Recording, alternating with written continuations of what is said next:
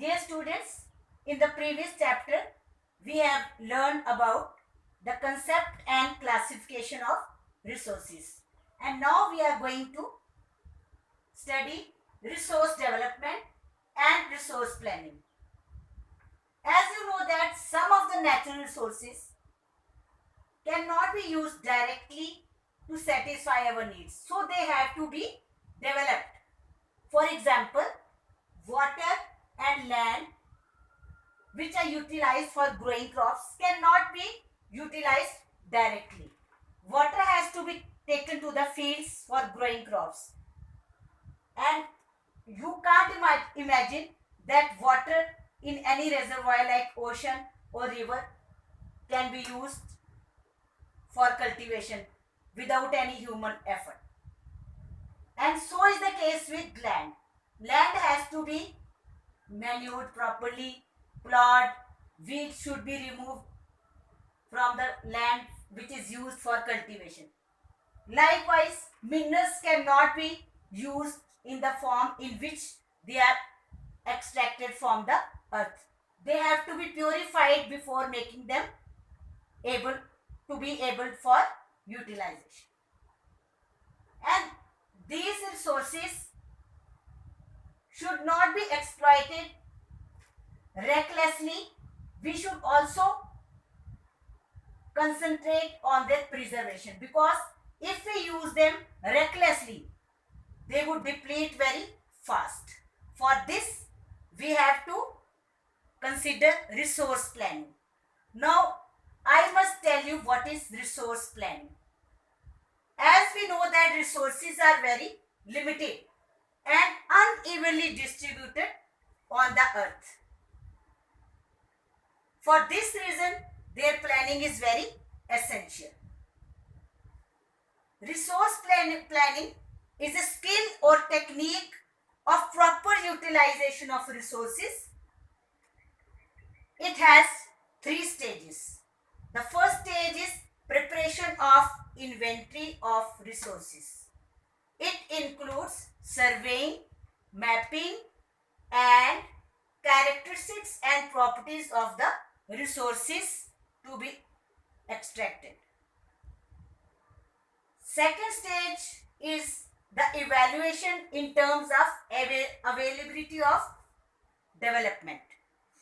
This stage is related with the economy, planning for exploitation of resources, and it includes the use and reuse of resources with scientific methods. Now, if we use these resources in an unscientific manner, it would lead to environmental degradation, and these resources would get depleted very soon in comparison to the rate at which they are formed in the nature.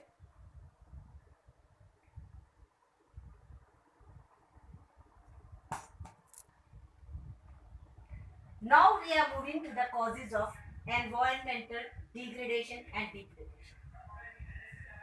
Everyone knows that man is the most harmful creature and enemy of environment, and is the root cause of all the causes of environmental degradation. If our environment is degraded, then natural resources will get depleted very fast. And other causes are, number 1, we are covering our productive land which is giving everything to us, that is food, shelter, clothing. We are utilizing this land for buildings and other purposes, which results in plant growth and wildlife habitat. And if plant growth and wildlife is destroyed, many things which are giving benefit to human beings will be destroyed indirectly. Second cause is cultivating land without proper soil management. If land is not cultivated with proper soil management, it will lead to soil erosion, and number of plant nutrients will be get washed away from the soil, and this will affect our plant growth for our crops. The third point is that irrigating cropland without proper drainage causing waterlogging in the fields. Too much of water will be retained in the fields and that will harm our crops. Fourth point is taking fresh water from underground sources, lakes or streams. Fifth point is deforestation and inadequate replanting. We are cutting forests at a rate of very high speed and are not replanting the forests proportionately. Sixth point is overgrazing of grasslands by cattle, which will result into transforming our productive land into unproductive land. Our land will become barren and that will not be utilized by the plants properly, for cultivation of plants properly.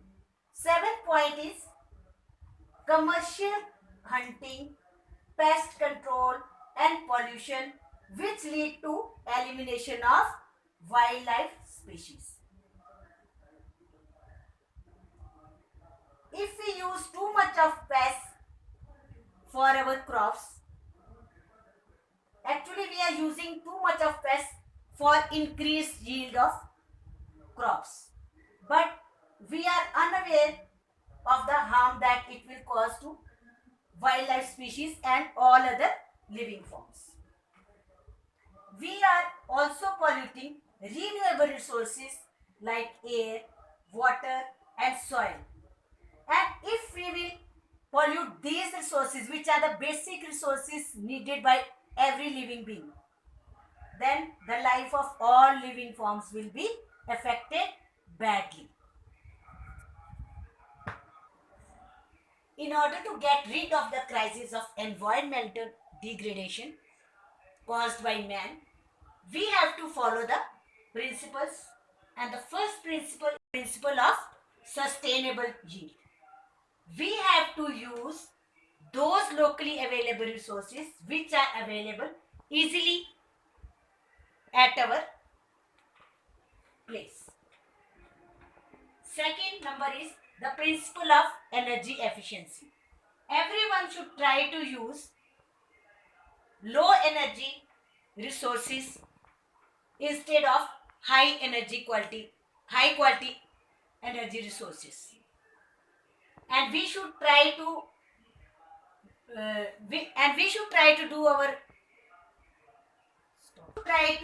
utilize low quality energy instead of high quality energy for doing activities which can be done with low quality energy. Third point is the principle of pollution prevention and waste reduction. If we prevent pollution and reduce waste production, these two are the best and main ways to save our earth. The fourth principle is the principle of 3 R's of earth care.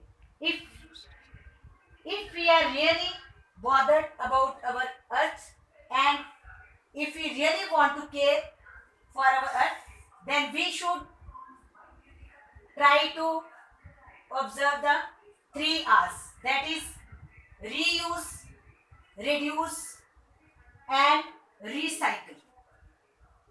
Fifth is the principle of resource conservation. We should not try to put the waste products of human activities in garbage or mixed or get buried in the soil. Instead, we should try to minimize their use and reuse them if possible. The last and the most important principle is the principle of global commons. Global commons is the term used for air and fresh water, which are used by everybody on this earth. So we should try to preserve these two resources for our future generations, because we have also received these two resources